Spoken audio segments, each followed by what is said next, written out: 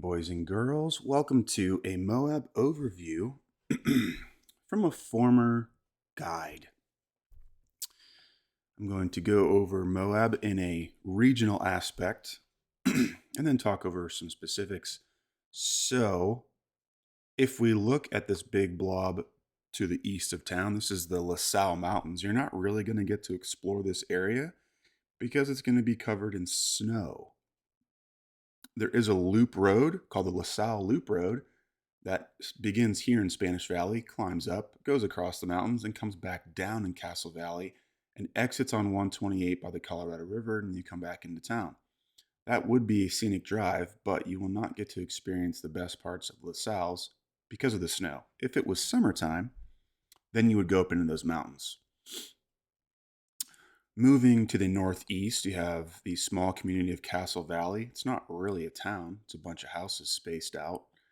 And you also have an area over here called Fisher Towers and the Onion Creek area. There is some camping and hiking. This is a big climbing area right in here. On the 128, this is a very, very pretty drive, very pretty area. Definitely some things to do. There are some good campsites for $20 a night right along the, right by the river. You can walk down to the river from your campsite, so it's pretty cool. There's a good day hike that I cannot remember the name. I'll have to get back to you on that. There it is, Grandstaff Canyon Trail.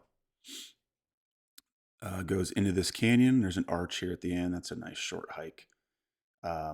If you're looking for a nice sit-down meal with a beautiful view, this Red Cliffs Lodge would give that to you. I would at least look at that. Speaking of food, in town, one of the places that you absolutely need to go, oh, it just popped up right there, is Milt's Stop and Eat. This is right here. This is the original main street of Moab. And Milt's is like one of the oldest restaurants, and it's just a burger tots milkshake joint with only outdoor seating. Really cool. As we come closer into town here, this area here, Sand Flats Recreation Area, this is how you access the Slick Rock. So you are not going to want to bike this, but it's a great scrambling area, and it's very iconic. You could hike it if you wanted to. There is also camping up here, but a lot of this road is for 4x4s. This is where all your hardcore Jeep guys come for Lions back and fins and things. So that's not really going to be your area. Moving to the north, you have Arches National Park. Both Arches and Canyonlands in general is going to be a double-edged sword because that's where you're going to find your most iconic arches and views and landscapes, but that's where you're going to find the biggest crowds. Arches in particular, because this entrance is so freaking close to town, there's going to be a lot of traffic on this road, and you can see it's just one paved road in and out. So it's not like people can really spread out. And then the hiking also in Arches is kind of minimal. A lot of the stuff is close to the highway, close to the road. This Devil's Garden hike is really pretty, but it's all the way at the end. And it's not super long. It's a really good day hike, but not very long. There's your Delicate Arch over there. Camping inside Arches is awesome. It's just a really, really beautiful campground. It's worth looking into if you want to check that out.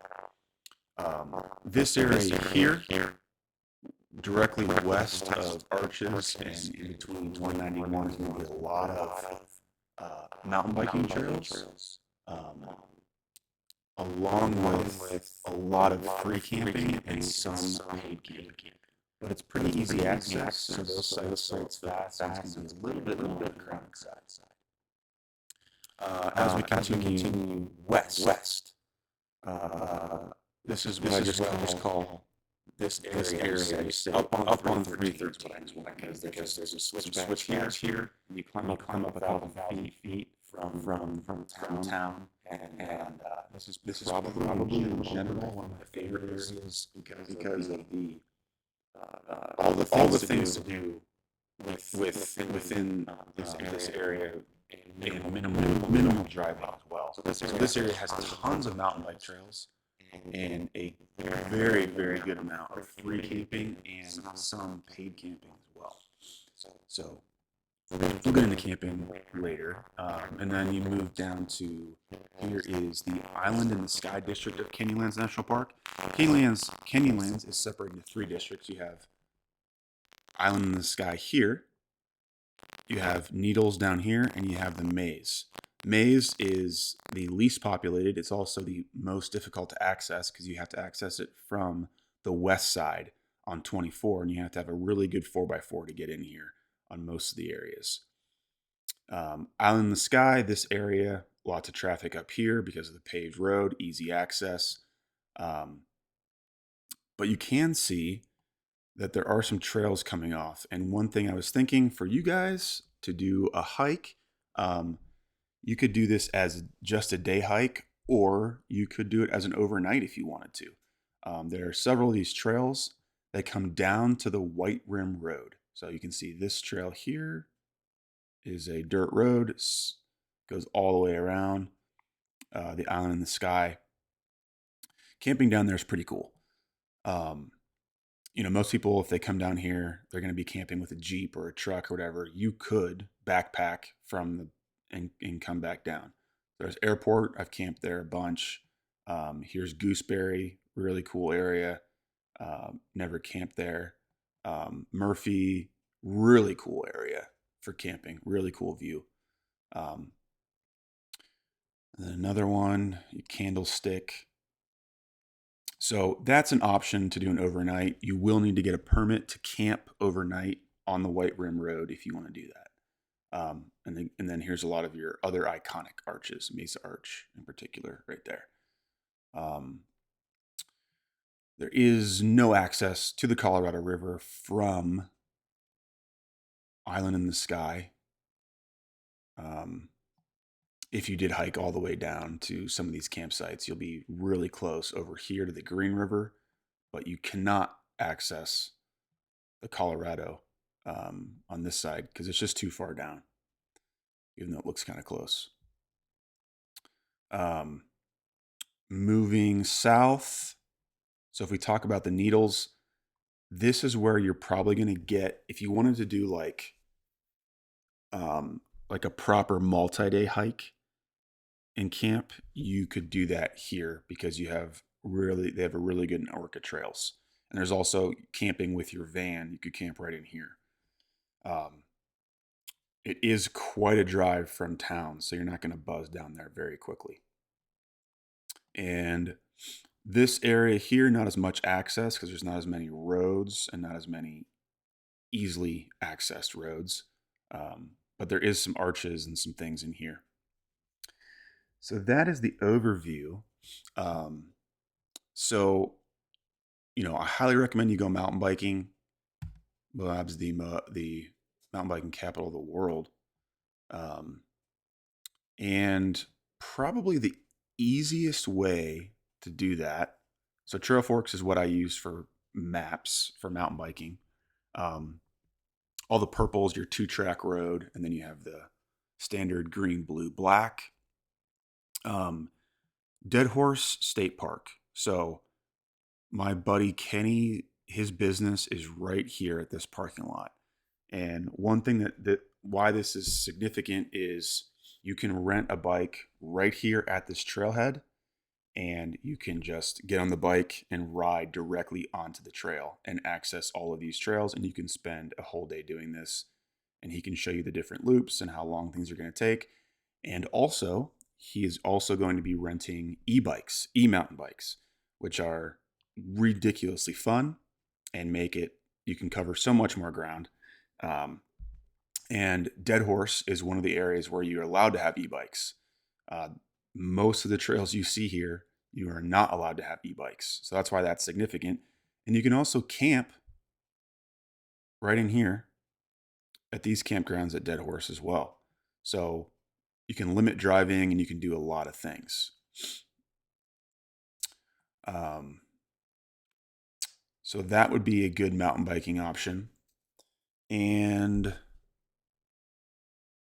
now we can jump over to camping. So basically, you have um, you have a lot of options for camping. So if you camp inside the national parks um, or inside Dead Horse State Park, you need reservations for that.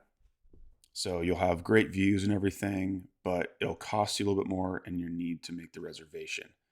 Um, the cool thing about the BLM campgrounds.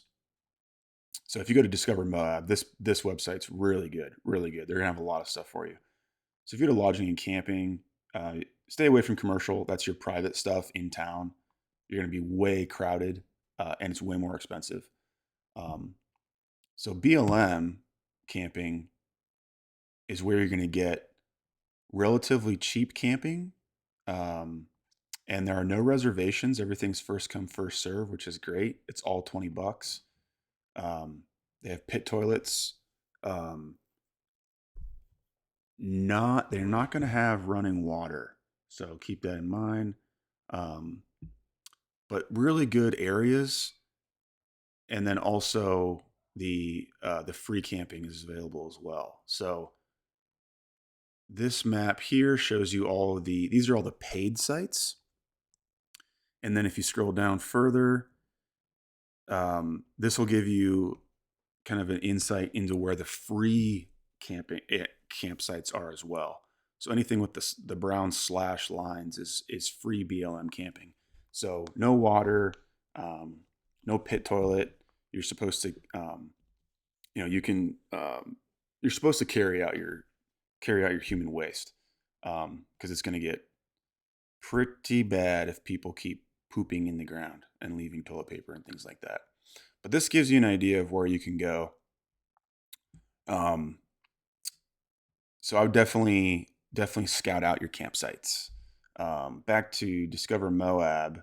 Like if you want to go to activities, you could go to like guides and outfitters here, and then here's like a list of all the things you can do, and you're like, oh, you know, um, I want to rent a kayak or something or a raft. Click on that and just come down. Here's everyone that can help you with that. So good resource there. All your area info. Here's like, you click on something, one of the attractions, and it's going to give you a pretty good like overview. So you can spend a lot of time on this website, and I do recommend doing that. Um, let's see, back to general overview. This road here, 279, that's on this side of the Colorado River, has some good like Corona Arch and Jeep Arch here. Those are good like short day hikes because they're outside of the national park. Moonflower Canyon, really beautiful day hike. You can actually camp in there, but you can't camp with your van. You have to like backpack in there, but it's a short hike. Really cool. Um, don't underestimate the amount of time driving. So, I would try to do it in sections where you're gonna like say like if you're gonna camp in Arches, you could explore this area for one day here, one day here, or something, and then separate that from coming up here onto 313 and coming into Dead Horse. Don't try to drive back into town like real quick if you forgot something because you're gonna hit traffic like in the evenings, people coming into town, and you simply can't do it all. It's just too big. There's too much. There's too much to see, and I certainly didn't cover everything. So pick out your hot spots and try to cover what you can, and let me know If you have any questions, um, Jacques Hadler does rent. He's one of the guys on Outdoorsy that's going to rent his Westies. He's got one just like mine, that's stick, and then he's got two of the newer versions, I think. Um, so if you want a V-Dub, you could try that. Those are the ones I specifically know of, but I'm sure there's going to be others. Um, and Airport is right up here, about 30, 40 minutes outside of town. Um, and I could pick you up and just take you, probably into town to get the van or whatever you need. And I could probably even pick out a campsite, so that hopefully we could probably camp together one night. That would be pretty cool. So let me know if you have any questions. Hope this helps.